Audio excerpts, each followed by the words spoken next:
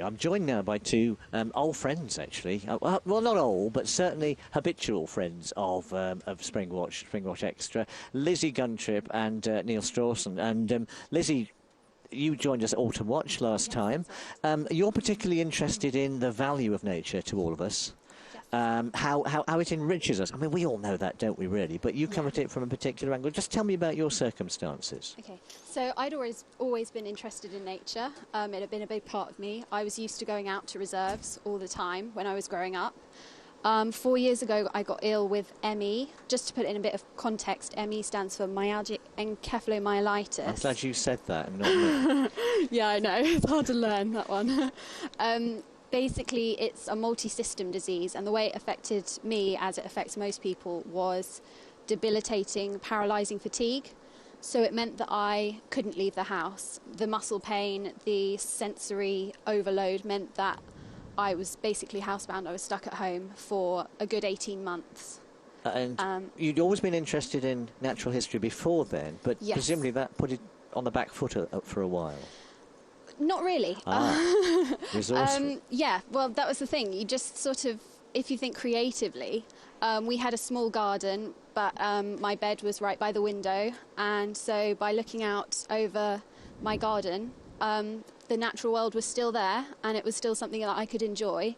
And, yeah. Well, the nice thing about that, I suppose, is that you're looking... You know, we've been looking at some of the exotic, but we've just been talking about wrens. And wrens are, we think they're familiar to us, but actually there's all sorts of things you can learn about wrens. You know, just watching that one stuff that dragonfly down its youngster's throat. It's something I'd never seen before. How important was that to you? You're making fresh observations and looking with a closer focus. Exactly. So I was seeing species that I'd seen before, but I was now recognising individuals. I was looking at how their relationships worked. I was looking at their behaviour. For example, we had our trees cut and the sap was still running, and the chaffinches would sit and drink the sap on the top of the cut. I've never seen that myself. Branch. It was so cool. Do you keep notes, or do you keep photographs? Photograph notes. I just a camera phone is good. You don't need like a fancy camera to be able to take record shots, and also because obviously the garden's a lot smaller, you can take good photos just with a phone camera. When I met you at Autumn Watch, we spoke before. I think it was a blackbird particularly that you were interested in.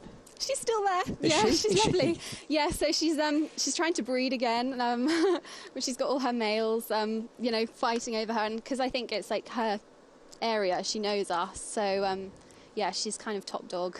Well, what's quite nice, you sent me a picture not so long ago of a particularly unusual encounter. We weren't able to see a video of these earlier, but you've actually brought your own picture in. I don't know whether we can see it. Okay. We've got a photograph that Lizzie sent now. That's it. Lovely, isn't that? So tell me about this picture and how you took it. So thankfully, this sparrowhawk did not get my blackbird. I was just watching my garden as I normally do, sitting in bed, and suddenly this sparrowhawk comes down and collides with the pigeons that eat the leftover food that's like dropped out of the bird feeders. That's beautifully lit. It's a superb photograph. Well, thank you. So did it catch anything eventually? Has it come back? Yes, so it bombed in, caught this was a wood pigeon, I think, and because it was so big, I don't think it could fly off with it, so it actually stayed there to devour it, which was pretty cool. This photo was taken through the lens of my binoculars with my phone. So it just shows that it's accessible to everyone through your window, and you can see some amazing things. Just on the doorstep or through the window. Yeah. I think that's great, and I like the focus. Neil, hello. Yeah, you've been to see us before, of course. Now you're a wheelchair user. I am. Yes. But you're also a wildlife fanatic, and you've also, you've looked through a window in a sense as part of your career, haven't you? You've been looking at animals. This concept of window to the wild is quite fun because I do a completely different version, but it also sort of fits quite nicely. So I work at the University of Oxford as a conservation biologist, and the project I'm working on at the moment is with camera traps in Borneo. So we attach them to the trees, and it's specifically looking at clouded leopards, which are quite endangered. Sort of Very, very attractive cats, but they're jungle cats, aren't they? Yeah, and of course, it being in Borneo, there's a lot of pressure with sort of palm oil plantations. So what we're looking at, we have cameras all over. So we have some that are adjacent to these palm oil areas and other things. So, but what it's essentially we're doing is very similar to Springwatch. It's a sort of the soap opera of the jungle with the clouded leopard as the lead. So you're just going through sifting through these, are you? Just yeah, to so see... I think we've got something in the region of 500,000 images. So, and they're quite often a bit blurry. So I have my sort of field guide on one side, and I'm sort of running my finger along, and it's quite good fun. You have to be attentive but keen. But as a writer as well, and somebody who likes the natural world, you obviously you don't stay indoors. You're out there all the time looking at it as well. Yeah, I'm quite a busy boy, so. Yeah, I love getting out and about. I mean, it's difficult because as I was a conservation biologist before, and I had a winter sports accident, which meant that I broke my back and means I'm a wheelchair user. But I sort of was like, well, hold on a minute, that's not going to stop me. So the reason I was here last year was out on the reserve, just having a look around, checking that I could actually go out and do things. And I think we might have plans for later. I think you do. Don't unveil those just yet. Do you find that are you able to get out and see enough, or would you like to be able to see more?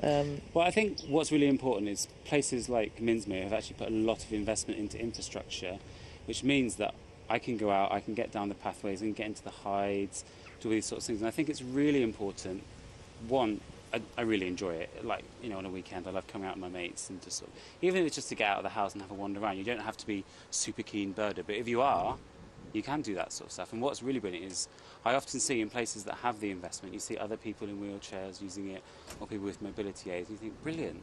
And then if other people see it, they might go back to their local wildlife authority and say, actually, hold on, I can't get to this reserve. So it's sort of planting the seed and saying, you can do it. I mean, for some people, they might have to, like Lizzie, have to be stuck to the window for a little while.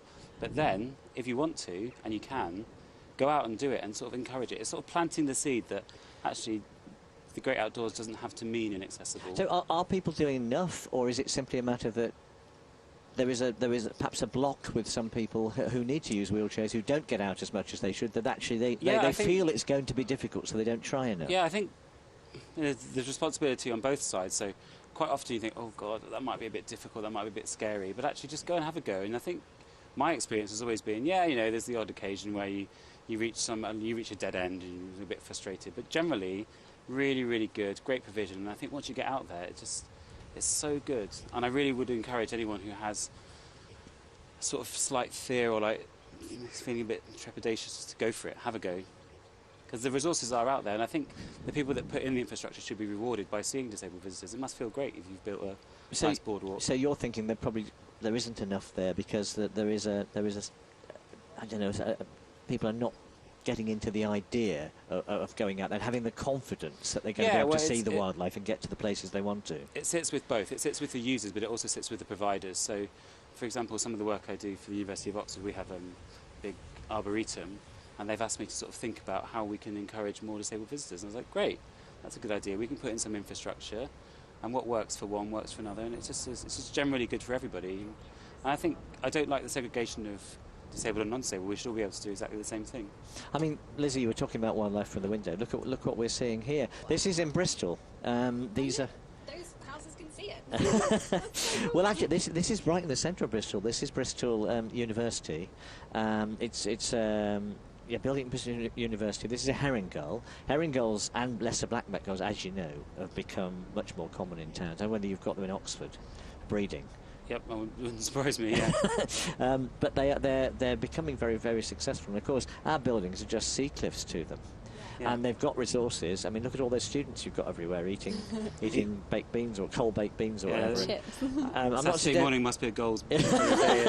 I'm not suggesting that people throw too much rubbish away, but they will eat chips and they will capitalise on discarded food. And they're doing very, very well in our cities. And of course, we're not allowed to burn waste on rubbish tips anymore, so they spend a lot of time on rubbish tips. And we've now got more gulls. Well, they're doing better inland than they are on the coast. So this particular herring gull, I've always found gulls look a bit cold-eyed and rapacious, but actually this is the picture of domestic bliss here. Yeah, it's lovely, doesn't it? Up on the rooftops, up on the rooftops. And that's something that you can see, you know, even if you live in an inner city, you can look out of your window and you can see these sort of things. Lizzie, I wanted to talk to you about the effects of wildlife on us, the need for it. I don't know, I get quite pent up. If I can't get near any wildlife for a day or two, I actually start to feel stir crazy after a while. Yeah. So obviously, if you don't like going out or you're not able to go out for a while, do you find that, you know, wildlife uplifts you? Absolutely. That's a leading question. Absolutely it does. Yeah, and wildlife is good for your general well-being. So there was a study that found that living in close proximity to green space had greater benefits on the well-being of the people there than other material sources of happiness, like winning the lottery.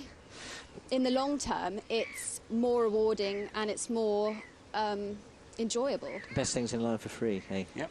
Yeah. And as far as you're concerned, how much time do you spend looking at wildlife? How much time do you have available to spend looking at wildlife? A lot. It's a part of my resting. So there's a theory that when we're busy working and that sort of thing, it is fatiguing, whereas looking out the window or going to a nature reserve, you're using a different part of your brain. It's an inherent fascination, and that's rejuvenating and replenishing, and it reduces mental fatigue. So it's a part of recovery for me. That makes absolute sense to me. It's nice to know that, and it's been clinically proven, as I say. I think in America, hasn't it, by scientists, that the people actually do recover better if they've got a green view, Yep, if they're in hospital. Yeah, and pictures of wildlife as well. So again, Roger Ulrich, who was the guy that did the study about looking out of windows, he found that pictures of green spaces could reduce blood pressure in patients, and that's a positive change that can help us feel better and calmer. And Neil, is watching the Springwatch cameras good for you as well? Yeah, of course, any excuse. We've got a bit of a challenge for you now. Have you been to Minsmere before? You have? Yeah, last year, yeah. Yeah, so you know it. Lizzie? Never. No. Right, what we'd like you to do, if you don't mind, this is a really onerous task, this is. We want you to go out and look for, well, you've set yourself a challenge. We want you to go out on the reserve now, come back as well for Lindsay's programme, and at 4:30. You want to go and see the Big Five, don't you? Well, I thought it'd be quite fun to sort of do the Minsmere Big Five, like the African safari. Well, dream on, but... I said fun, not necessarily doable. Well, so the Big Five for you are? Right, OK, I've got to remember this. You've got to remember We've this. got Avocet. Avocet. Marsh Harrier. Yep. Bearded Tit. Getting more difficult. Otter. Getting more difficult. Oh no, what's the last one? There was one more, wasn't there? And I forgot what it is. Well, let's tell you what, we'll keep people waiting. Otter, bearded tit. Come on. It was bitten. Bitten, yeah, there we go, bitten. There we go. Easy. Marsh Harrier, bearded tit, bitten, avocet, and otter. Well, good luck. I mean, if you get any of those, I think it'd be really good. 2 hours. How many do you think we'll get? 1 and a bit. 1 and a bit. Well, the good thing about it is that a lot of these things are viewable from the main walkways at Minsmere, and there's lots of good paths, and it's well laid out. You're in for a treat if you've not been here before. I know, I'm so excited. Because I know things from the window. Look at this. You've got sites like this. Yeah, it's just bigger habitat. Rampant how's your father between a couple of black-headed gulls. Yeah, lovely. So this is out on the scrape. A pair of black-headed gulls. Some of them are. I don't think they've got eggs yet, but this is. It's all exciting. It's all happening out there. I think the scrapers are... The scrape is our best bet. Yeah, we're going to be good there. Okay. But I mean, going back to this, both of you, going back to this business about wildlife being good for us, I mean, I think for a long time it was just seen as something a bit, well, you know, it's a bit airy-fairy, but it seems now that you're both witnesses to the fact that it does do us good. Yeah, there's more science. People in policy making are starting to take it more seriously. I've been doing a lot of writing and just spreading the word with the public. If you tell them about the science behind it, then it makes sense to them, so then they're more interested. So things are changing, and things like this are helping to highlight how important it is for everyone. Social media as well. Absolutely. Both of you are involved in that, are you? Yeah, you can find us both. In fact, we were chatting on Twitter the other day, actually. Yeah, it's a fantastic way to meet people. If, like for me, sometimes I have bad days and can't go out. But Twitter is a way for us to connect. We actually have a hashtag at the moment called Wildlife from My Window. And that's a way for people if they have ME, or maybe they're full-time mums or carers, or whatever the reason that you're looking out your window and enjoying nature, we want to hear about it. Well, I'm sure people, you've got a good audience and people will be very interested. I'll be interested to, well, Lindsay will be interested to hear what you find. 1 out of those 5 would be good. 2 out of the 5 would be really good. 3 out of the 5, well, Okay, well, we'll try our best. Yeah. Well, this is a scrape. That'll give you a taste for what's coming up. The view you're seeing now it's tranquility. There's gulls, there's avocets in the background. These are mainly black-headed gulls. But there will be avocets there, so I think I think you'll be fine. That's about all we've got time for. That hour went very, very quickly. Thanks to Lizzie Guntrip, Neil Strawson, and lots of info about mosquitoes as well. Don't forget that Lindsay will be with you at 4:30, and of course the main show is 8 o'clock tonight. We have to go now. Thank you very much for joining us, and see you again tomorrow morning. Goodbye.